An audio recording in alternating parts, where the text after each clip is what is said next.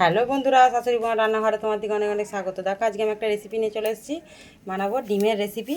দেখো ডিমগুলোকে কেটে আর এই দেখো মানে আগে সিদ্ধ করে নিয়ে এইভাবে কেটে নিয়েছি, এই যে সাইড দিয়ে দিয়ে কেটে নিয়েছি।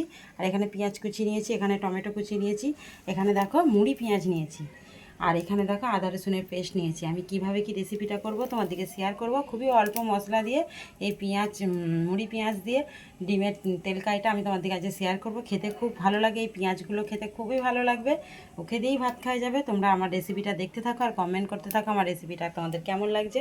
দেখো ডিমগুলো তো আমি আগে সিদ্ধ করে ছাড়িয়েই নিয়েছি। ডিম সিদ্ধ আর কি দেখাবো, এখানে কড়া বসিয়ে দিয়েছি, কড়াতে তেল দিয়ে দেবো। কড়াতে আমি তেল দিয়ে দিয়েছি, দিয়ে এবার ডিমগুলো ভেজে নেবো।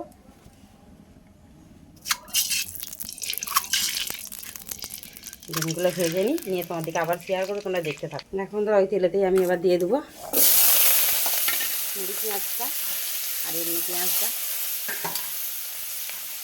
তার সঙ্গে দিয়ে দেবো বেশ খানিকটা টমেটো কুচি, দিয়ে সবগুলো আমি ভালো করে ভাজা ভাজা করে নেবো। দেখো ভাজা ভাজা হয়ে গেছে, দিয়ে দেবো আদা রসুনের পেস্ট। আদা রসুনের পেস্টটা যে বেটেছি সেই জলটাও দিয়ে দেবো।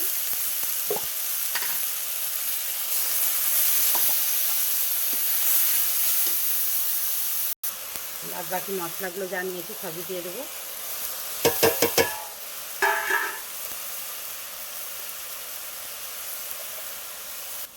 মশলাটা ভালো করে একটু কষিয়ে নেবো,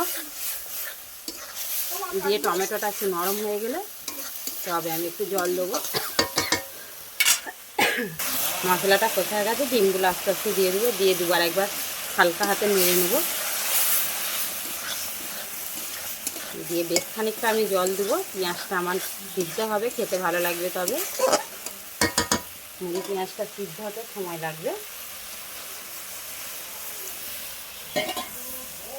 কত সুন্দর একটা কালার এসছে দেখো বন্ধুরা, লাল লাল, অথচ কিন্তু ঝাল নয়। আমি এখানে লাল লঙ্কার গুঁড়ো ব্যবহার করেছি। কিছুক্ষণ হয়ে গেলে তোমাদেরকে আবার শেয়ার করবো, তোমরা দেখতে থাকো। দেখো বন্ধুরা হয়ে গেছে। এই কাই মাখিয়েই ভাত খেতে ভালো লাগবে, কাই একটু রেখে দেবো।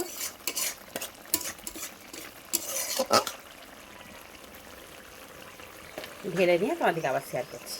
দেখো বন্ধুরা হয়ে গেছে লাল লাল ডিমের তেলকাই, কত সুন্দর হয়েছে দেখো। প্রথম থেকে শেষ সুন্দর পুরো ভিডিওটা শেয়ার করেছি, ভালো লাগলে অবশ্যই কমেন্ট করে জানাবে।